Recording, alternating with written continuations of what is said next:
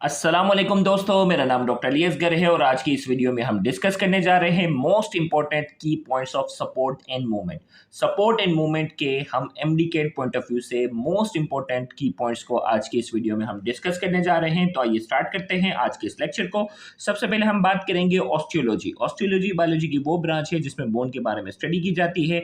जब भी बच्चा पैदा होता है उसके अंदर 300 बोन्स होती हैं और बाद में जाके ये बोन फ्यूज हो जाती हैं, तो इनकी तादाद एक एडल्ट में 206 होती हैं।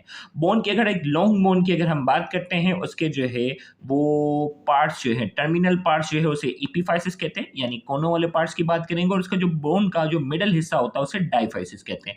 एपिफाइसिस और डाइफाइसिस के दरमियान में जो पार्ट होता है उसे मेटाफाइसिस कहते हैं।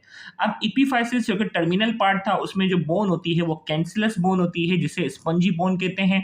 उसमें जो है वो रेड बोन मेरो होती है, और ये रेड बोन मेरो जो है वो 20% जो है वो ब्लड सेल बनाती है और 20% of the total mass of the skeleton. पूरी जो हमारी बॉडी का जो स्केलेटन है उसका 20% हिस्सा जो होता है वो स्पंजी बोन या कैंसलस बोन से बना होता है। उसके अंदर एपिफाइसिस के पास वेट बियरिंग रीजन होते हैं, वजन बर्दाश्त करने वाले जो हिस्से होते हैं उसे ट्रेबिकुलाई कहते हैं। External part of the diaphysis, diaphysis जो कि मिडल रीजन था, उसका जो एक्सटर्नल पार्ट होता है वो कॉर्टिकल बोन से बना होता है, और ये 80% ऑफ द स्केलेटन, हमारे स्केलेटन का 80% हिस्सा जो है वो इसी बोन से बना होता है। Contain many cylinder known as osteon, इसके अंदर बहुत सारे छोटे छोटे सिलेंड्रिकल स्ट्रक्चर होते हैं जिन्हें ऑस्टियोन कहते हैं। Periosteum overall covering the bone, bone के ऊपर जो ओवरऑल कवरिंग होती है उसे हम पेरियोस्टियम कहते हैं। Attachment of muscle connective tissue, और पेरियोस्टियम का काम क्या है, मसल कनेक्टिव टिश्यू को जो है वो अटैचमेंट प्रोवाइड करना। मिसाल के तौर पर टेंडन को ये अटैचमेंट प्रोवाइड करता है, और पाथवे प्रोवाइड करता है ब्लड वेसल्स को, और लिम्फेटिक वेसल्स के लिए पाथवे भी प्रोवाइड करता है। एंडोस्टियम की हम बात करेंगे, ये अंदर लेयर होती है, thin layer that lines the inner cavity of long bone, long bones की जो इनर कैविटी को लाइन करने वाली जो थिन लेयर होती है उसे एंडोस्टियम कहते हैं। इट हैज प्रोजेनिटर सेल, इस एंडोस्टियम के पास प्रोजेनिटर सेल होते हैं, और ये प्रोजेनिटर सेल ऑस्टियोब्लास्ट होते हैं और प्रोजेनिटर सेल कॉन्ड्रोब्लास्ट होते हैं। ऑस्टियोब्लास्ट जो प्रोजेनिटर सेल जो नई चीज बनाने की सलाहियत रखते हैं वो क्या करते हैं, secrete the bone matrix, bone matrix बनाने का काम करते हैं, और ये कॉन्ड्रोब्लास्ट जो है वो कार्टिलेज बनाने का काम करते हैं।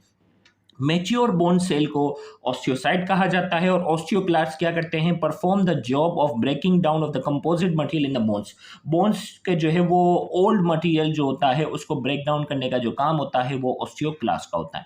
अब पेरिकॉन्डियम की हम बात करेंगे, लेयर अराउंड कार्टिलेज, कार्टिलेज के अराउंड जो लेयर होती है उसे पेरिकॉन्डियम कहते हैं। Precursor to bone in developing embryo, embryo के अंदर जो है वो बोन का प्रीकर्सर, यानी बच्चा जब पैदा होता है उसमें 300 बोन्स होती है ना, उसमें जगह जगह बोन के बीच में क्या होता है, कार्टिलेज, बाद में जाके वो बोन बन जाती है और ये बोन फ्यूज हो जाती है।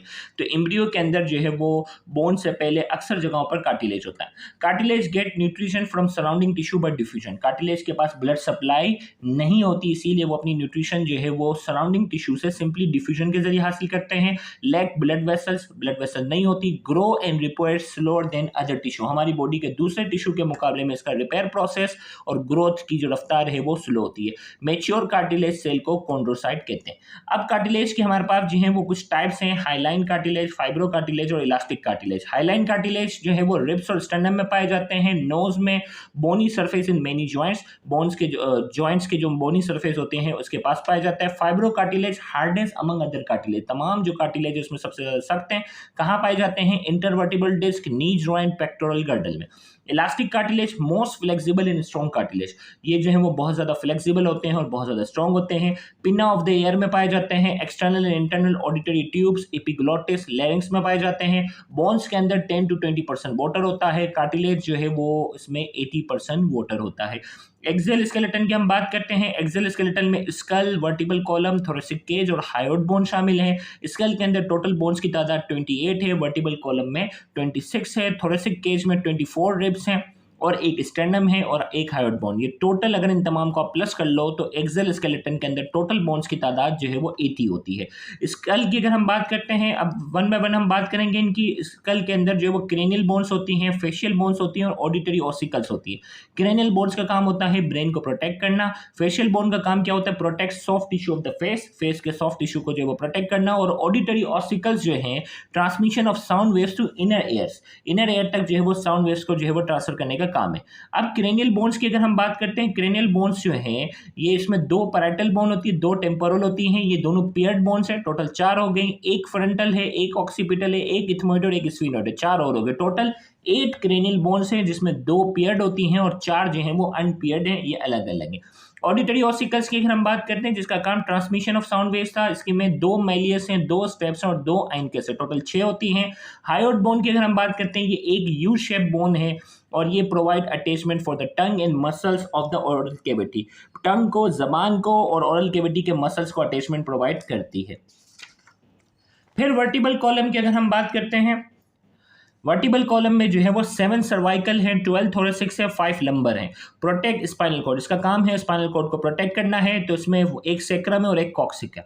सर्वाइकल जो है वो नेक में पाई जाती है, थोरेसिक चेस्ट में पाई जाती है, लंबर एब्डोमेन वाले रीजन में पाई जाती है। सैक्रल जो है वो एक है वो फ्यूजन ऑफ 5 वर्टिब्रा, 5 वर्टिब्रा के फ्यूजन के नतीजे में बनती है, और एक कॉक्सिक जो है वो 4 वर्टिब्रा के फ्यूजन में बनती है। रिब्स की तादाद टोटल 12 पेयर्स है, जिसमें ट्रू रिब्स जो है वो पहले 7 पेयर को ट्रू रिब्स कहा जाता है, बाद की जो 7 पेयर होंगे फॉल रिब्स कहा जाता है, और जो 5 जो फॉल्स रिब हैं उनमें भी जो आखिरी 2 हैं उन्हें फ्लोटिंग रिब्स कहा जाता है, क्योंकि बैक से तो वो वर्टिबल कॉलम के साथ अटैच होते हैं और आगे से स्टर्नम के साथ उनकी कोई अटैचमेंट नहीं होती। अपेंडिकुलर स्केलेटन के अंदर जो है वो बोन्स की तादाद 126 है, जिसमें पेक्टोरल गर्डल है, पेक्टोरल गर्डल में 64 बोन्स है और पेल्विक गर्डल के अंदर 62 बोन्स है। पेक्टोरल गर्डल में 64 बोन्स है, इसमें 2 क्लेविकल हैं, 2 स्केपुला है और एंटीरियर लिम्ब यानी आर्म की बात होगी। अब दोनों आर्म की एक साथ बात कर रहे हैं तो 2 ह्यूमरस हैं, 2 रेडियस है, 2 अल्ना है, 16 कार्पल बोन्स है दोनों हाथ के, 10 मेटाकार्पल्स है और 18 फेलेंजेस है। और अगर एक आर्म की बात करो तो 1 1 1 8 5 और 14 हो जाएंगे। पेल्विक गर्डल की बात करेंगे, पेल्विक गर्डल का काम है बॉडी वेट को बर्दाश्त करना, हेल्प इन मूवमेंट, मूवमेंट में हेल्प करना, प्रोटेक्ट पेल्विक विसरा, पेल्विक विसरा में क्या आते हैं, यूरिनरी सिस्टम, रिप्रोडक्टिव ऑर्गन, इनको प्रोटेक्ट करना। पेल्विक गर्डल के अंदर टोटल बोन की तादाद जो है वो 62 है, और इसमें 2 आइलियम, 2 स्कियम, 2 प्यूबिस, और ये 6 बोन जो है वो फ्यूज हो जाती हैं, यानी एलियम, स्कियम और प्यूबिस, ये तीनों बोन फ्यूज हो जाएंगी तो एक इननोमिनेट बोन होती है, या से हिप बोन कहते हैं या कर्व कॉक्सल बोन कहते हैं। ऐसी 2 हो जाती हैं तो 2 हमारे पास ये बोन हो गई तो 2 कॉक्सल बोन होगी। देखिए एक 2 एलियम है ना, तो एक राइट साइड पे एक लेफ्ट साइड पे, इसी तरीके से ये भी राइट और लेफ्ट साइड, ये राइट और लेफ्ट साइड, तो एलियम, स्कियम और प्यूबिस ये कॉक्सल बोन बनाती हैं। तो ऐसी एक राइट साइड और एक लेफ्ट साइड, तो 2 कॉक्सल बोन है। अब जो वो पेल्विक गर्डल के अंदर 2 फीमर हैं, 2 टिबिया हैं, 2 फिबुला, दोनों की बात करेंगे। एक टांग के अंदर एक फीमर है, एक टिबिया, एक फिबुला, तो दोनों की एक साथ बात करेंगे। 2 पटेला बोन है, 14 टार्सल है, 10 मेटाटार्सल है और 28 फेलेंजेस है। अब जॉइंट्स की तरफ हम आते हैं। 360 जॉइंट्स हमारे बॉडी के अंदर टोटल। इन जॉइंट्स को हमने 3 हिस्सों में डिवाइड किया है, फाइब्रस, कार्टिलेजिनस और साइनोवियल। फाइब्रस जॉइंट जो है वो स्कल में पाया जाता है, टूथ एंड गम्स के अंदर पाया जाता है। कार्टिलेजिनस जॉइंट रिब्स और स्टेंडम के अंदर पाया जाता है, प्यूबिक सिम्फाइसिस में पाया जाता है। जॉइंट्स बिटवीन वर्टिब्रा के दरमियान जो जॉइंट्स है उसमें पाया जाता है। अब इस साइनोवियल जॉइंट को जो है हमने जो है वो 5 जॉइंट के अंदर जाकर जो है वो क्या किया है, डिवाइड किया है। हिंज जॉइंट जो है वो फ्लेक्शन और एक्सटेंशन करवाता है और ये ह्यूमरस और अल्ना के दरमियान पाया जाता है। पाइवट बोन जो है वो ट्विस्टिंग मूवमेंट करवाता है और ये डिस्टल रेडियो अल्नर जॉइंट में पाया जाता है। बॉल एंड सॉकेट जॉइंट जो है वो शोल्डर और हिप जॉइंट में पाया जाता है। Move the organ in all direction में करवाता है। कॉन्डोलाइट जॉइंट भी जो है वो तमाम all the movement in all direction, तमाम डायरेक्शन में करता है, लेकिन स्ट्रक्चर के लिहाज से बॉल एंड सॉकेट से ये डिफरेंट होता है। ये जॉइंट रिस्ट जॉइंट के अंदर पाया जाता है, रेडियो कार्पल जॉइंट के अंदर पाया जाता है। ग्लाइडिंग जॉइंट को जो है वो प्लेन जॉइंट भी कहा जाता है। Move like bending and slipping one bone over the to another. ये जो वो बेंडिंग और स्लिपिंग जो एक बोन को दूसरी बोन पे करवा रहा होता है, ये वर्टिबल कॉलम और रिस्ट जॉइंट के अंदर पाया जाता है। अब जो वो कुछ डिजीज की अगर हम बात कर लेते हैं, spondylosis, narrowing the gap between adjacent vertebra and degeneration of intervertebral disc due to ageing. इसमें क्या होता है, वर्टिब्रा के दरमियान जो गैप होता है वो कम हो जाता है, उसमें इंटरवर्टिबल डिस्क जो 2 वर्टिब्रा के दरमियान होती है वो डीजनरेट हो जाती है एजिंग की वजह से। Abnormal outgrowth and bone, bones के ऊपर जो नोकदार चीजें जो एबनॉर्मल आउटग्रोथ जो निकलती हैं उसे स्पर कहते हैं, ये भी याद रखिएगा। स्पॉन्डाइलोसिस जो है वो लंबर और सर्वाइकल रीजन में ज्यादा कॉमन है। स्पॉन्डाइलोसिस की वजह से अगर नर्व कंप्रेशन हो जाएगी तो पेन होगी, हाथों में सुनपना, नमनेस हो जाएगी और टिंगलिंग जो है वो करंट जैसा जो है वो फील होना शुरू हो जाएगा। शेटिका की हम बात करते हैं, कंप्रेशन ऑफ शेटिक नर्व की कंप्रेशन की वजह से होता है। शेटिक नर्व क्या है, longest and thickest nerve in the body की सबसे लॉन्गेस्ट और थिकेस्ट नर्व है, made up of 5 nerve roots. इसमें 5 नर्व रूट्स जो है वो राइट साइड पे और 5 नर्व रूट जो है वो लेफ्ट साइड से निकलती हैं और ये शेटिक नर्व बनाती है। राइट और लेफ्ट शेटिक नर्व बनाती है। शेटिका अगर हो जाए तो कमर में दर्द होता है और रेडिएट टू लेग, टांगों तक ये दर्द जो है वो रेडिएट क्रिएट करता है। फिर बात आ जाती है डिस्क स्लिप, जिसे हर्निएटेड या प्रोलैप्स डिस्क भी कहते हैं। डिस्क स्लिप को स्लिप डिस्क भी कहते हैं, हर्निएटेड डिस्क भी कहते हैं या प्रोलैप्स डिस्क भी कहते हैं। होता क्या है कि ये जो डिस्क है उसका जो आउटर पार्ट जो होता है, जो इंटरवर्टिबल डिस्क होता है, आउटर पार्ट जो होता है, आउटर रिंग जो होती है वो टफ होती है, हार्ड होती है, और इनर जो होता है वो सॉफ्ट जेलेटिनस होता है। इनर जो है वो जेली की तरह होता है। डिस्क स्लिप में क्या होता है, आउटर टफ पार्ट जो होता है वो उसका रप्चर हो जाता है और जेली वाला हिस्सा जो होता है वो बाहर निकल आता है, जिसकी वजह से दो वर्टिब्रा के दरमियान जो है वो डिस्टेंस कम हो जाता है, जिसकी वजह से नर्व कंप्रेशन भी हो सकती है। फिर इसके बाद हम बात करते हैं arthritis disease that affect joint. वो डिजीज जो जॉइंट को अफेक्ट करेगी, यूजुअली अफेक्ट ओल्डर एडल्ट, बड़ी उम्र के लोगों में होता है। इसमें आता है osteoarthritis, repeated stress, break bone cartilage, बार बार स्ट्रेस चोट लगने की वजह से जो हड्डियों के दरमियान जो कार्टिलेज होता है वो ब्रेक हो जाता है। Most common form of arthritis, arthritis की सबसे कॉमन फॉर्म है। फिर एनकाइलोजिंग स्पॉन्डाइलाइटिस, ये आर्थराइटिस ऑफ द स्पाइन है। रीढ़ की हड्डी में ये आर्थराइटिस होता है। गाउट जो होता है वो hard crystal of uric acid, uric acid के क्रिस्टल जो है वो बनने की वजह से ये गाउट नाम का आर्थराइटिस होता है। Rheumatoid arthritis, immune system attack synovial membrane, ये इम्यून सिस्टम की वजह से होता है, जिसमें इम्यून सिस्टम जो है वो साइनोवियल मेम्ब्रेन को जो है वो अटैक करता है। फिर हम बात करते हैं बोन फ्रैक्चर की बात करते हैं। बोन फ्रैक्चर जो है वो ब्रेकिंग ऑफ बोन, बोन का ब्रेक होने को कहते हैं। सिंपल फ्रैक्चर, कंपाउंड फ्रैक्चर और कॉम्प्लिकेटेड फ्रैक्चर को हम क्लासिफाई करते हैं। सिंपल फ्रैक्चर का दूसरा नाम क्लोज फ्रैक्चर भी है। Bone is break but does not break the skin and not expose. इसमें बोन जो होगी वो क्रैक होगी और इसमें स्किन जो है वो ब्रेक नहीं होगी और ना ही एक्सपोज होगी। कंपाउंड फ्रैक्चर क्या होगा, piece of bone is visibly piercing outside the skin. इसमें पीस ऑफ बोन जो होगा, बोन का जो पीस होगा वो स्किन के आउटसाइड क्या होगा, विजिबल होगा।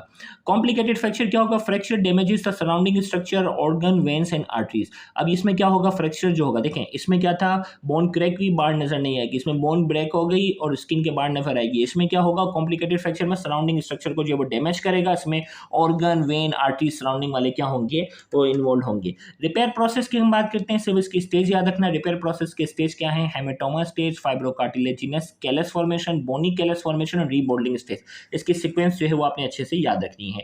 अब इंजरीज इन जॉइंट में क्या है, सबसे पहले आ जाता है dislocation, complete change of position और separation of the bone in a joint. Joint जो होगा वो बोन जो होंगी वो अपनी जगह से क्या हो जाएंगे, सेपरेट हो जाएंगे। इसकी वजह क्या हो सकती है, कोई इंजरी हो सकती है, आर्थराइटिस हो सकता है। मसल्स जिन्होंने इस जॉइंट को सपोर्ट किया होता है वो कमजोर हो जाएं, जिसमें मसल और टेंडन शामिल है। ट्रीटमेंट क्या है, सर्जरी करें। Physical bone manipulation by doctor, doctors को मैनिपुलेशन करे। रेस्ट किया जाए, फिजिकल थेरेपीज। स्प्रेन फिर आ जाता है स्ट्रेचिंग और tearing of ligament that holds a joint bone together. इसमें क्या होगा कि वो लिगामेंट जो जॉइंट बोन को जो है वो आपस में जो है वो होल्ड करके रखते हैं, उसमें स्ट्रेचिंग आ जाए या टियर आ जाए तो स्प्रेन कहलाता है। यूजुअली अकर इन एथलीट्स, यूजुअली जो है वो ये किस में होता है, एंकल जॉइंट में होता है, नी जॉइंट में होता है, रिस्ट जॉइंट में होता है और ये एथलीट्स के अंदर जो है वो ज़्यादा कॉमन है। ट्रीटमेंट की हम बात करेंगे, इसमें आराम करवाया जाता है, फॉर्मेट विद आइस पैक, बर्फ़ की सिकाई की जाती है, बैंडेज का इस्तेमाल किया जाता है। समटाइम्स सर्जरी इज नीडेड, अगर इन चीज़ों से अगर ये कवर नहीं होता तो सर्जरी की भी ज़रूरत पड़ती है। तो ये बोन वाला पार्ट जो है वो यहाँ कवर हुआ। इंशाल्लाह नेक्स्ट लेक्चर में हम इसके मसल वाले पार्ट की तरफ जाएंगे, तो उसको भी देखना मत भूलिएगा। थैंक यू वेरी मच, अल्लाह हाफिज़।